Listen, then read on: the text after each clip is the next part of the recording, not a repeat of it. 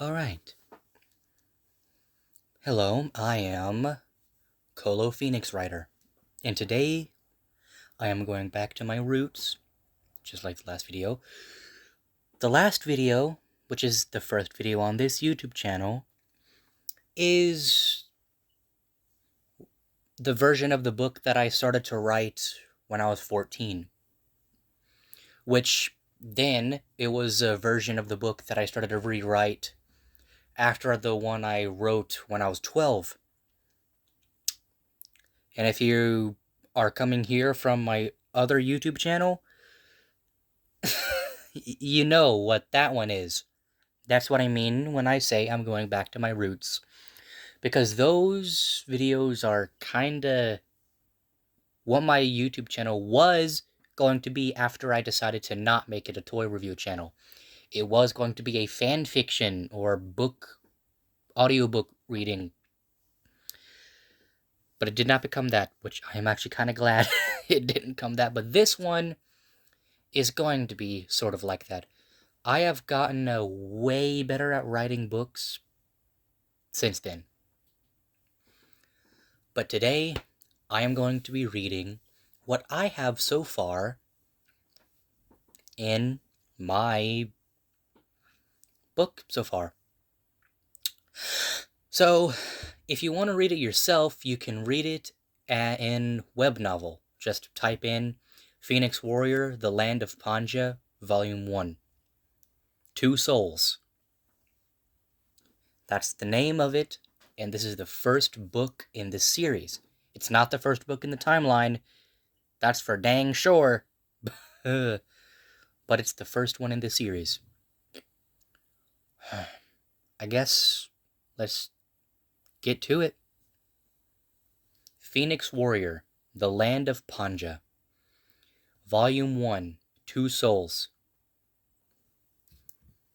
Prologue. In the annals of time, the concept of immortality often gleams with the promise of boundless blessings. But through the tapestry of my existence, I've come to know it as the ultimate curse. Eons ago, I reigned as a sovereign upon a realm distinct from this one, a world known as Panja. Within its realm, I possessed all a person could ever yearn for, a kingdom that spanned horizons, planets upon planets, the warmth of friendship, and the embrace of family, and there stood among them a man I held as more than a brother, a bond unbreakable, or so I believed. Yet within the chambers of my trust betrayal festered. He, who I deemed kin, orchestrated a malevolent rebellion that shattered my world, leaving naught in its wake.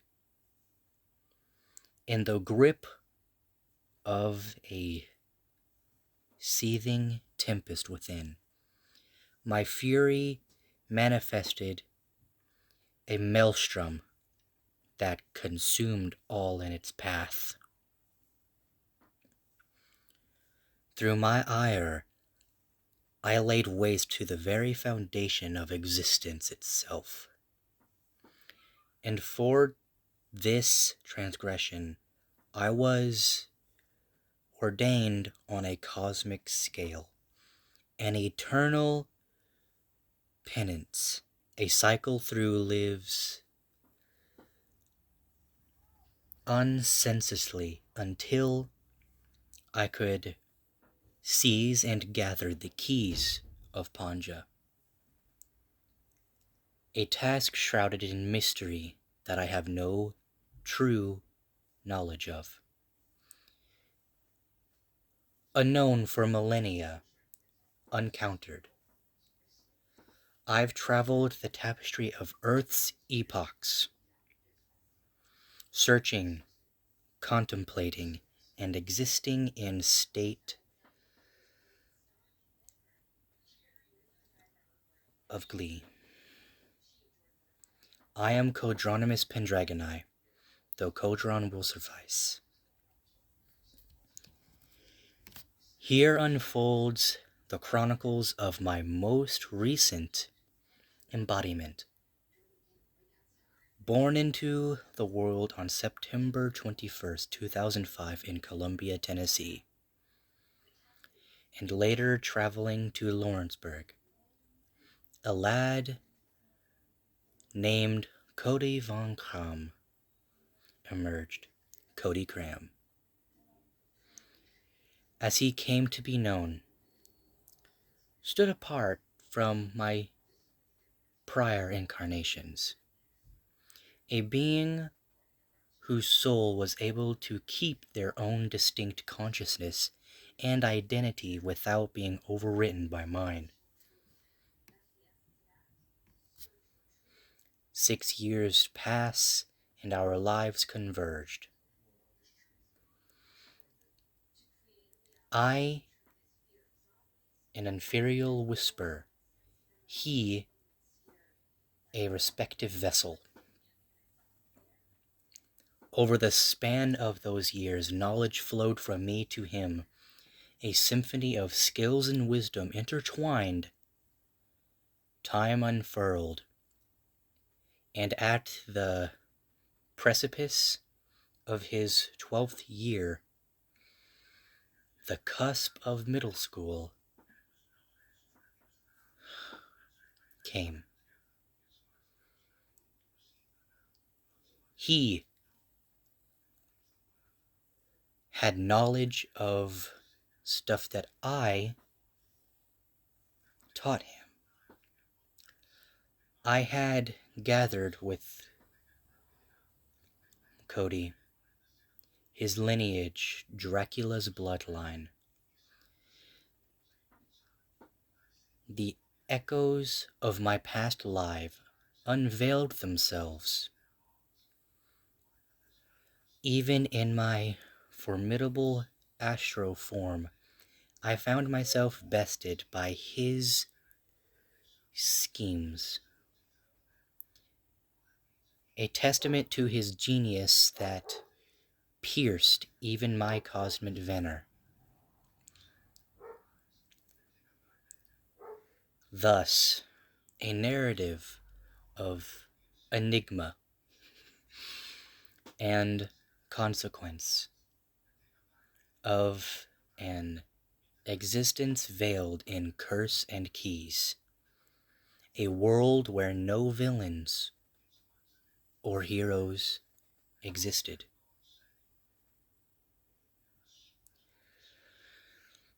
Veiled of curses and keys, of a bond forged between distinct souls.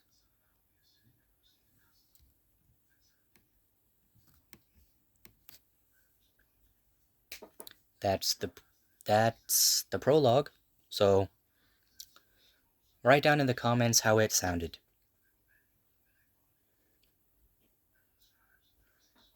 Chapter 1, The End of Summer Vacation. Consciousness streamed to the blaring clamor of an alarm clock. Morning already?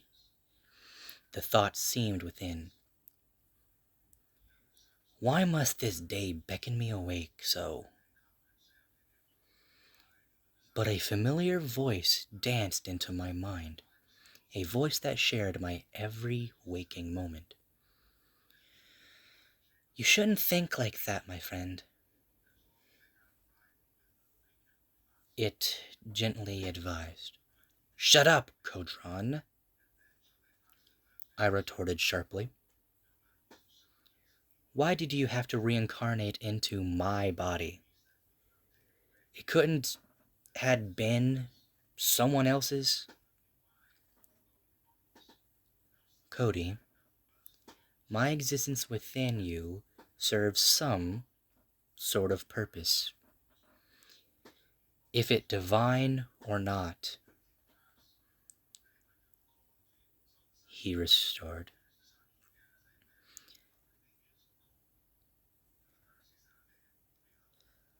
An enigma consoled, yet a purpose nonetheless. Besides, it's time for school. Rise, he said. Reluctantly, I abandoned the bed's embrace, donning a black short-sleeve hoodie, matching sweatpants, crisp white socks, and my signature white, black, and blue shoes. I emerged from my room as my father poised to rap on the door, his knuckles instead finding the unsuspecting eyes of me. "Ah!" I screamed. "Dad, what the heck?" I exclaimed. "Oh, sorry, Cody. I didn't mean to do that," he apologized with a hint of laughter. "It's fine. The pain jolted me awake," I admitted. "Regardless, what time is it?" I look over at the clock, which spoke the truth. 7:44? Crap. We're cutting it close if I need to get to breakfast. With haste, I joined my dad in the car, and off we roared. Our destination, Eo Coffin Middle School. First day here. I'm actually kind of excited, I murmured in a quick anticipation. "Cody!" Kodron's voice pierced my thoughts. "What now?" I said. "Wait a moment. I sense a presence," he intoned mysteriously. A hint of skepticism clung to me. "Of course you feel a presence, Kodron. It's a school. There's a lot of presences here." "No, don't be obtuse," he murmured. "A Panjin presence, familiar yet elusive." Interesting. Let's proceed about our day, but stay atut. "Fine. My day, not ours," I reminded him.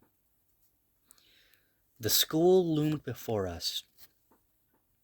Inside the cafeteria, the sitting... Crap.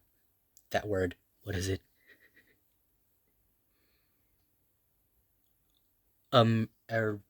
Whatever that word is, appeared unfamiliar. The tables set in unconventional patterns. The morning menu offered the usual fare: sausage biscuit, chicken biscuit, cereal, and the like.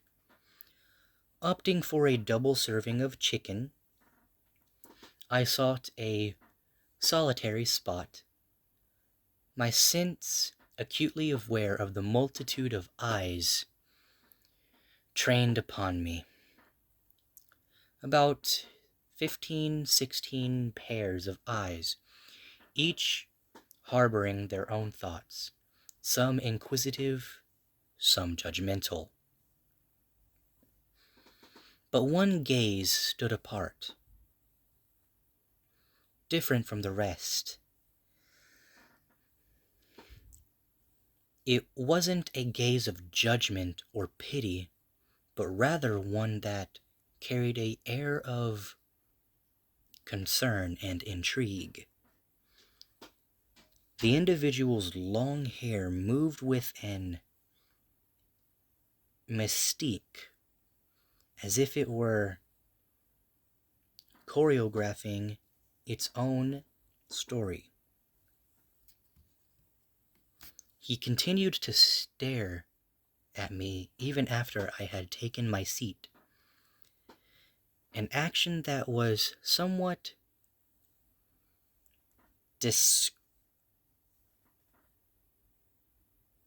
disorienting.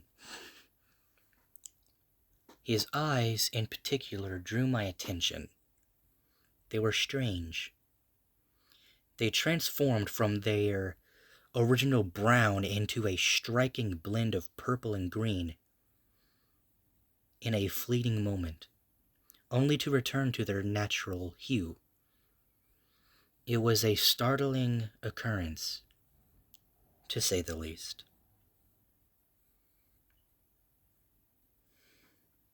I asked Todron, with his millennia-old knowledge.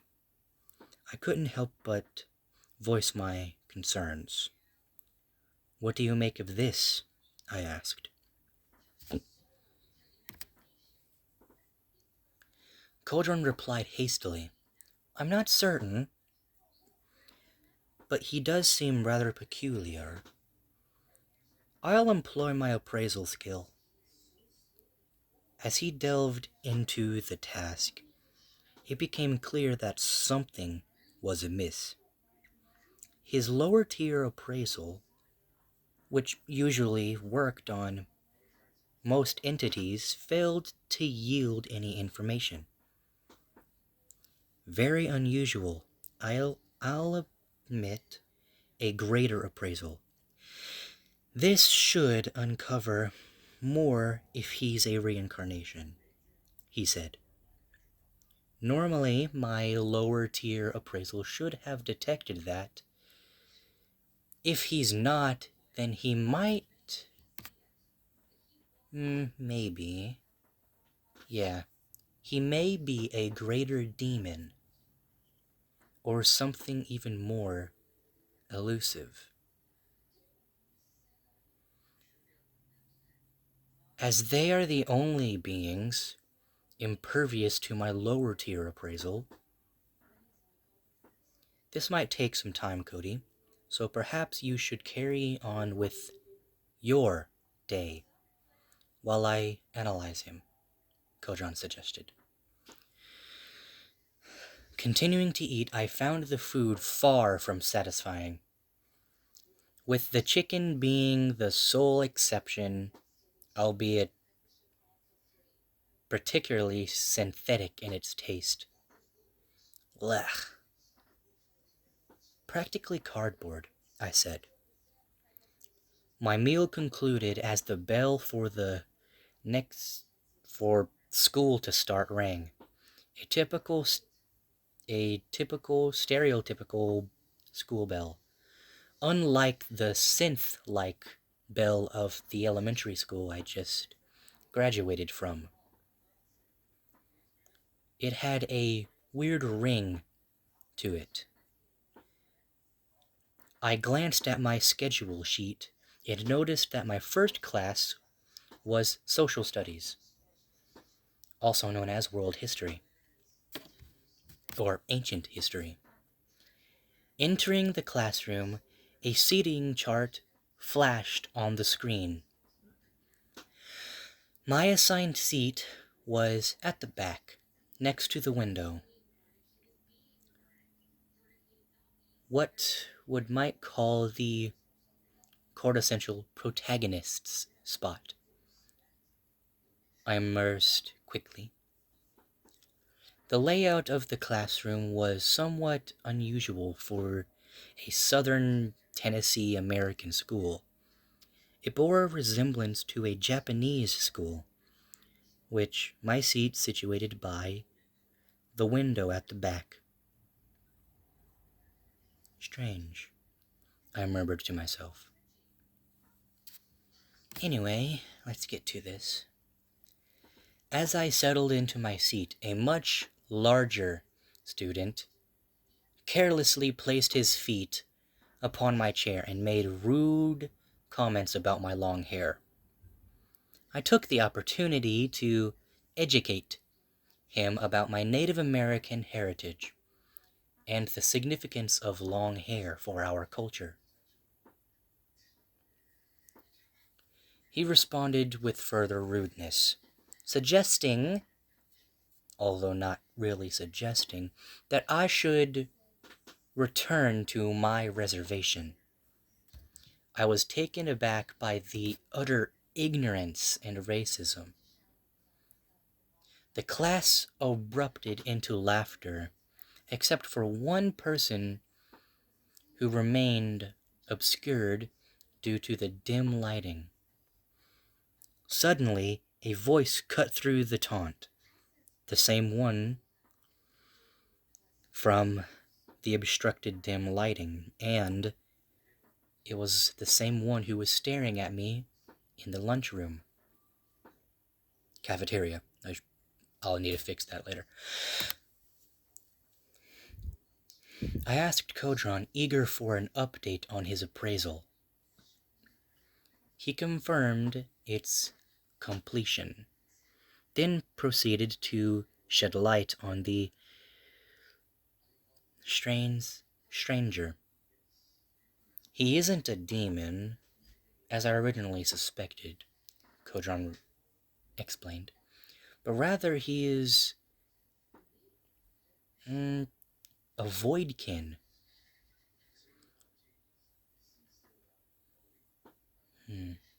It's quite complex, Cody, and could be much more troublesome depending on his intentions.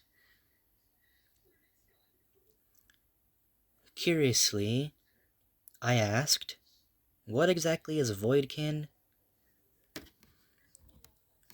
Interrupting him in his explanation. Kodron responded, if you allow me to finish, dum-dum. It doesn't say dum-dum, but that's just what I'm going to put. Guidelines and stuff.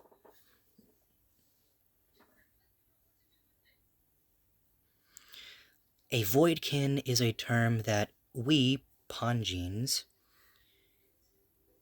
use for beings that originate from alternate universes. The majority of voidkin, approximately 75, are known to come from a specific universe called Sirius. The remaining 43 comprise voidkin from various other universes, which one of the most significant is being known as Seraphim. Contemplating this revelation, I continued. No, that is not continued. I couldn't help but voice my lingering doubts. How and why did a voidkin just assist me? I find it hard to trust this intentions. Is there any other information you could gather about him? I asked Kodron.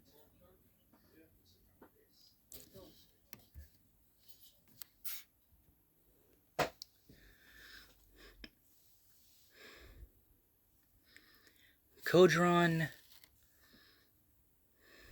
assured me, saying, all I can discern for now, at least, is that he doesn't pose a threat, and my greater appraisal doesn't reveal any hidden agendas.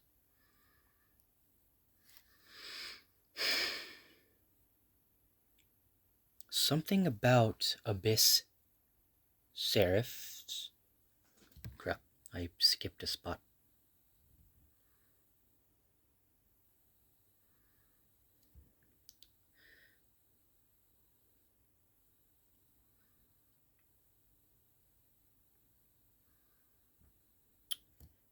Okay, apparently I accidentally deleted one of the paragraphs. Oops. What the heck? Well, anyway, I'll just explain it. But the reason why Kodron knows that this guy's name is Abyss is because his appraisal told him. And his last name being Seraph is because of the universe he is from. Seraphim, which is the name of the universe he is from, as I literally just said. Anyway, despite Kodron's reassurance, a nagging suspicion lingered within me. Something about Abyss Seraph's unusual, benevolent demeanor raised questions. I couldn't help but wonder if there was more to his actions than met the eye.